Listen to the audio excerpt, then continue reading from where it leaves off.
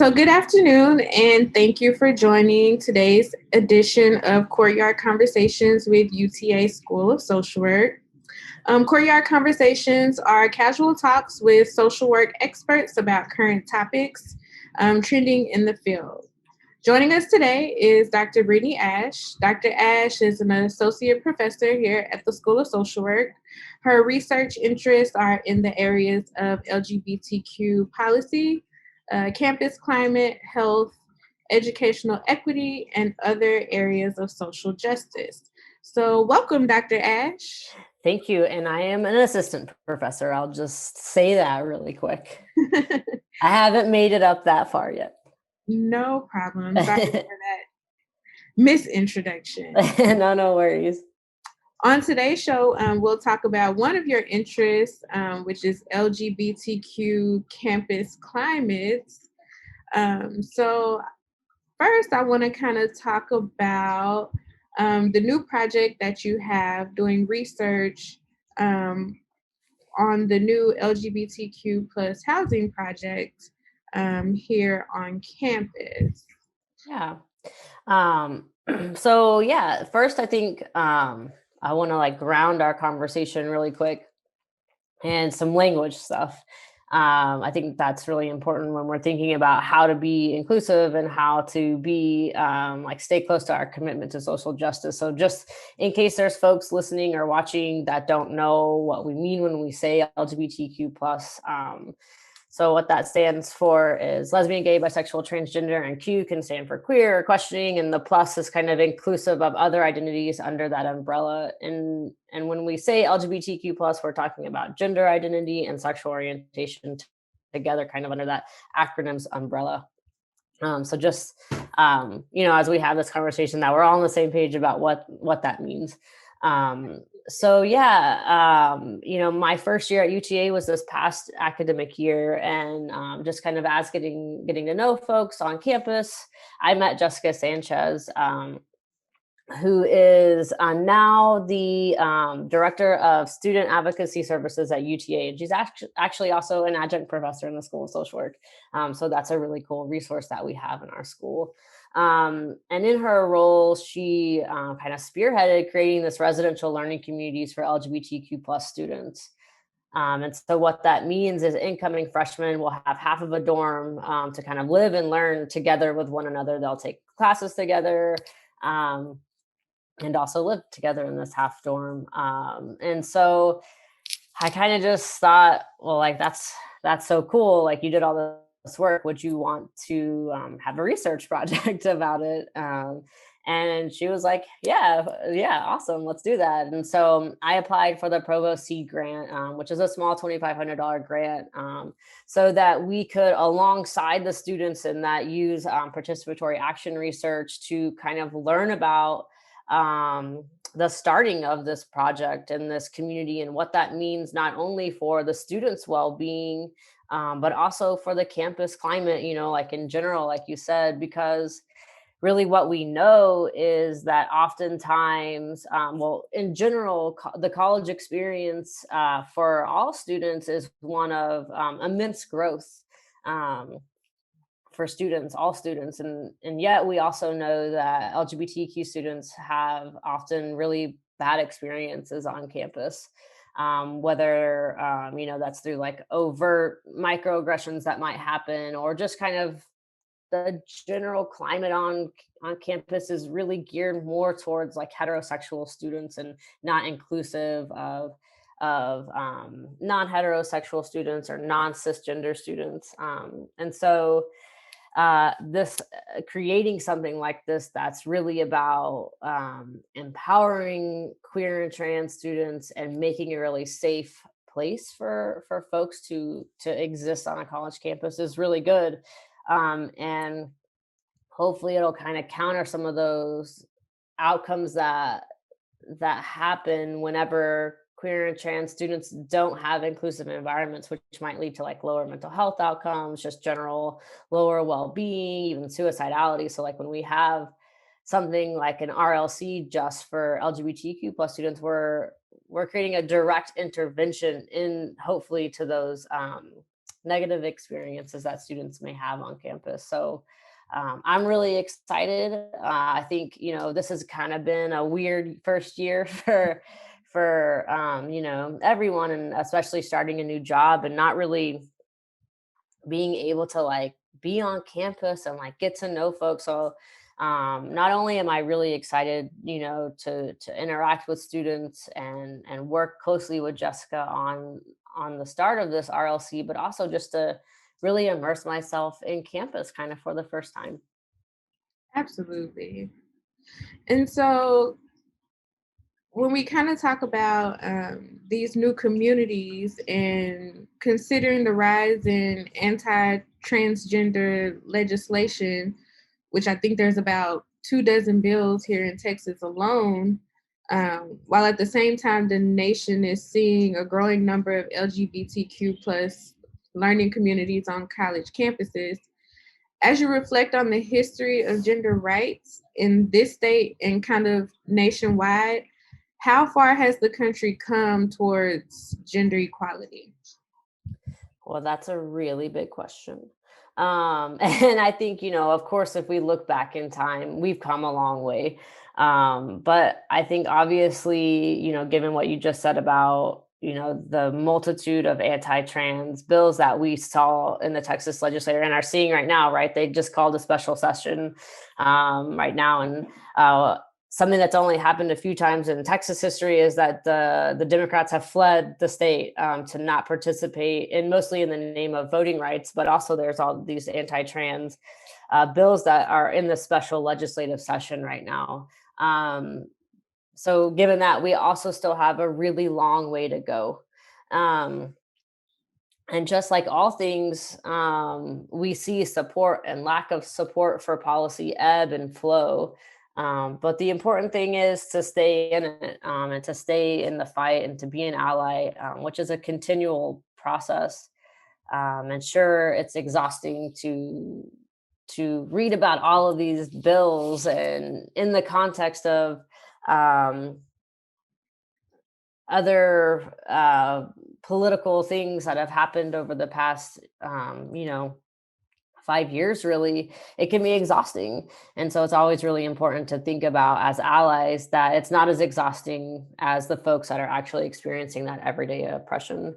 And so for allies and to other different communities, we have to use our privileges and our power, which includes energy, to stay in the fight. So yeah, even though we've come a long way, we still have a ways to go. And so you just got to stay in it. Absolutely. So,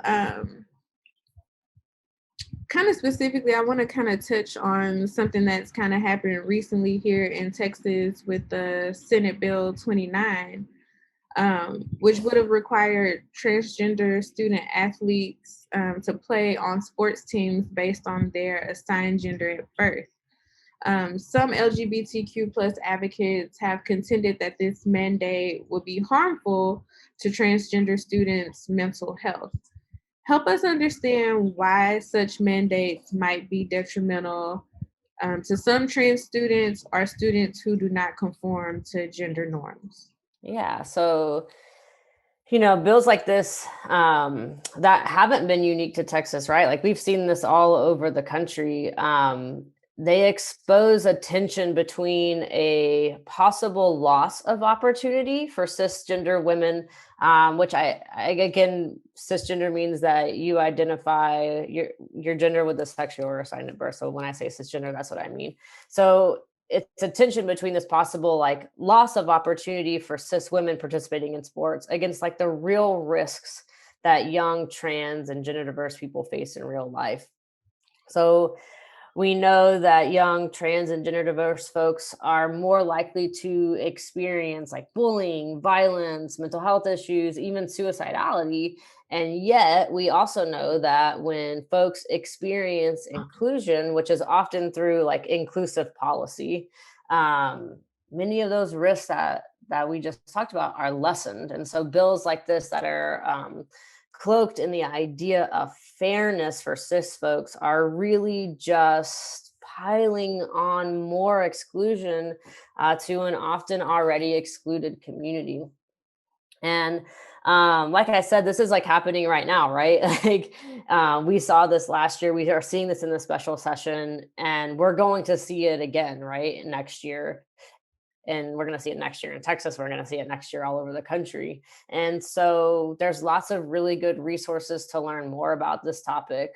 So there's an organization called Trans Athlete. So if you just Google trans athlete, or it's transathlete.com, or you can go to youcanplayproject.org and learn really more about trans inclusion in sports, right? Because this is not something that many of us like inherently know about. And part of our work as allies is to seek out information to learn more. But also both of these organizations have like specific steps of what we can do as allies to participate in action against bills like this. Um, and that can be as simple as emailing your representative, or sending an email to the governor's office. So, I think oftentimes we're like, I don't know how to get involved, or I mean, that's like not what I do. It's literally like we send emails every day, as just like part of our life and our the how we interact with technology. And so it's really super easy. So definitely check out those resources for more information, like as we move into the new legislative session next like winter-ish. It's really helpful to like look at these things to see like what are they tracking, what are they saying, what do they want our common language to be as we kind of push against bills like this. Right. So, kind of still on this same topic, child health and welfare agencies and other groups such as Human Rights Campaign contend that this same bill, Senate Bill 29, and similar legislation generate fear among potential voters and the broader public. Do you agree with this? And also, would it be naive to believe that the general public sees such measures as discriminatory? Yeah. Again, I feel like that's a really big question. Thinking about generating fear, right? Like that's a really big idea. And so, yes, I agree that bills like this generate fear among potential voters. And also, so many bills that are introduced are based in fear.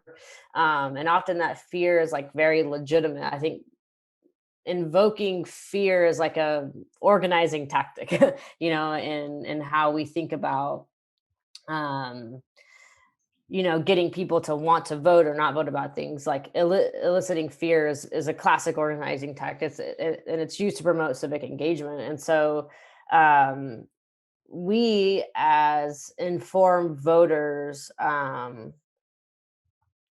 really need to look to like facts and data to tell us if that evocation of fear is legitimate. So like I think a specific example like in this realm is there was, I took notes on it, House Bill 1149, which was like a pro LGBTQ plus bill, was asking to remove religious exemptions from Texas adoption and foster care agencies. So basically, you might have like religious organization, foster care and adoption agencies can discriminate against LGBTQ folks, and so this bill is asking to stop doing that. And so in getting that word out to others, like where the fear is that LGBTQ folks are discriminated against. And so that fear is like legitimate. So I say all that to say like we often, as part of the political process, use fear. And and and so yeah, I just to say I do agree that this is to generate fear. So the question is that fear legitimate? And so our role as informed citizens and as social workers is to dig around and look for some fact-based information to see if that fear is legitimate. And so, like one step to do would be to like go check out those resources that I mentioned and make informed decisions on whether you should or should not support legislations, like similar legislation. And I think it's important in all of this conversation is to say that we as social workers are called to not only be politically active through the code of ethics, but we're also called to be justice oriented in that political action and to not discriminate against marginalized folks. So part of that fact finding mission is kind of like this soul searching question, asking ourselves, are we social workers from 9 to 5? Or are we social workers just at work? Or am I a social worker who outside of work advocates for justice for all people? Um, yeah. So, I think that's a um, really good point. I really do, in that you have to really kind of just evaluate yourself and determine what kind of social worker do you want to be? Is yeah. this ingrained within you, or is this your lifestyle, or like you said, is this just 8 to 5 type of thing? Yeah. And Yeah. so, And I think, go ahead. Sorry. no, go ahead. Well, your second question kind of like, is it naive to believe the general public sees this as discriminatory? And I think, yeah, unfortunately, it is naive because we we often can say like, I'm not getting into politics right now, right? Or like, Mhm. I don't have the time to look at that, and also because instilling fear is such like a pervasive organizing technique, we have to push really hard to fight against it, to like fight the urge to buy into the fear, and so it's always important to counter that fear, that like innate feeling you get when like someone says something and you're like, oh yeah, that is like taking rights away from cis girls in sports. And like I played soccer my whole life, like I can totally see how that's unfair. And let's zoom out, right? Like let's think about the big picture. And so really pushing against that, and kind of, I always say to zoom out. Like there's always an and there's always, like I said, like for me, I'm a social worker always. And what that means for me is like I'm always thinking about justice, and I'm always zooming out and thinking about the bigger picture, and trying to like have conversations, not only with other folks to think about pushing against that fear, but also with myself, and saying like, hey, whoa, like we need to push out and think about what's the rest of the story here. Um, and that's like a continual process that gets easier and easier the more you do it. Absolutely. And so, like we said before, there's kind of been similar bills that were introduced in other states like Idaho, Montana. What does an unsuspecting public need to know regarding what is behind such bills? And how can social work students who disagree with the bills become allies? Yeah. Yeah, like right. This first, it's like not just a sports thing. Like we saw even in Texas, anti-trans bills to limit healthcare access for young trans and gender diverse youth. We saw exemptions. So, like mostly when I say exemptions, I mean religious exemptions that organizations get. Like I gave that example earlier of the religious exemptions for foster care and adoptions agencies that are given to actively discriminate against LGBT folks are were introduced as well. So, how can we as social workers organize against these bills, right, in order to be trans allies? And like I said, kind of like this first thing is to just like educate ourselves about it again, because like not many of us know about stuff like this. Not many of us are like actively aware of what's like legislatively happening around us. We're not on like the Texas bill tracker or like the federal bill tracker, every week, um, you know, looking at what's going on around us. And that's, we're just talking about LGBTQ stuff, folks, but that goes for like the voting rights stuff that's happening right now,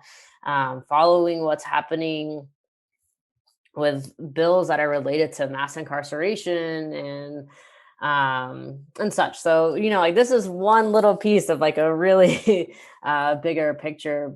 But I think if we want to become allies, the first thing to do is to educate ourselves.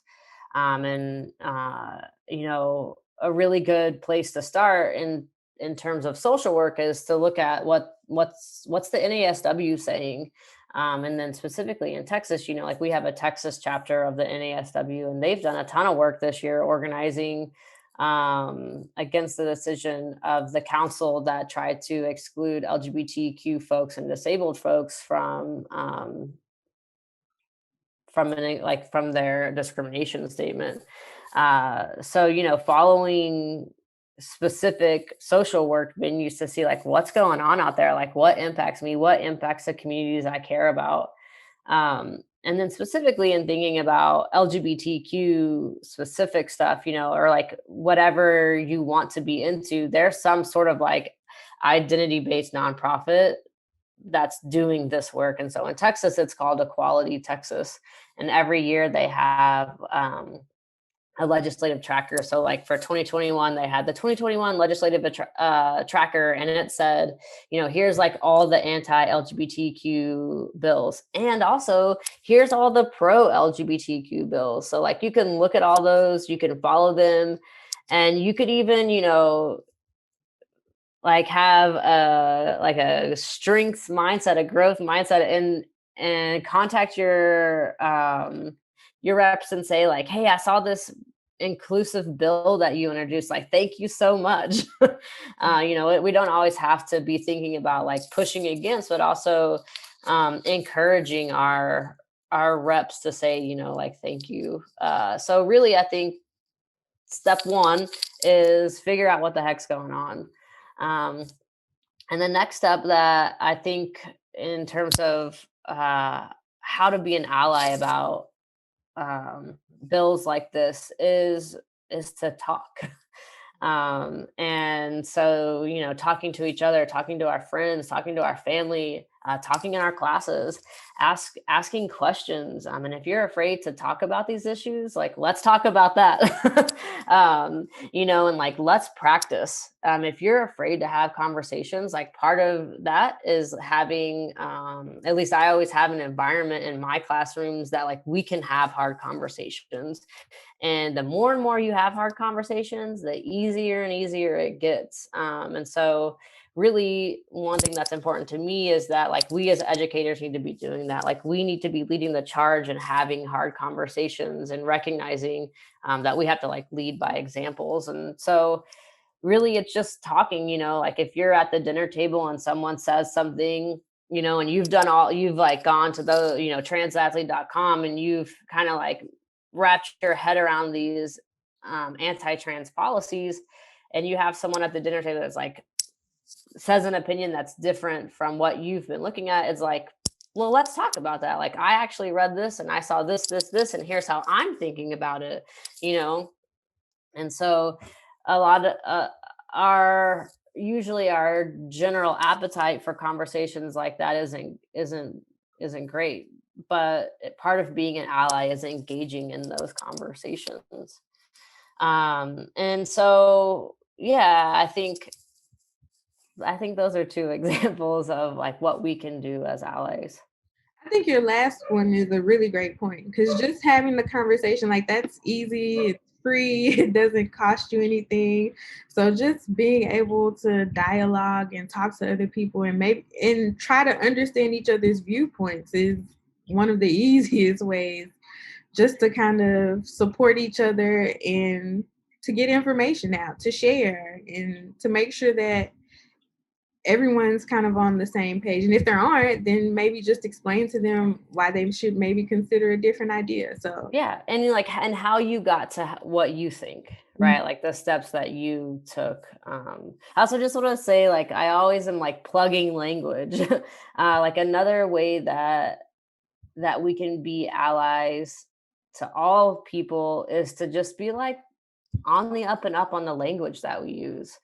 And so I think when we're talking about LGBTQ stuff specifically, that's super important because in the queer and trans community, language is like constantly evolving and shifting. And so kind of more so in comparison to other marginalized communities. And so it's really just like keeping up on that language. And I always share 2 resources with folks that might have questions, and it's the GLAD media guide. They have one for LGBTQ language and one for trans language. And so I just think it's like, I'm always like, check these out. Like, if you're like, what the heck does this mean? I'm not sure. I think this might be outdated. Is like, go check it out and like put it in your mind that, yeah, that is outdated. I shouldn't say that anymore. And But that's a yeah, good point because the terminology has changed. So terms that were used 50 years ago aren't as popular today, and the meanings and things behind them have changed. So that's a very good point, to just be educated on the language, even if you don't agree with the lifestyle or the policies, but just being educated on. yeah.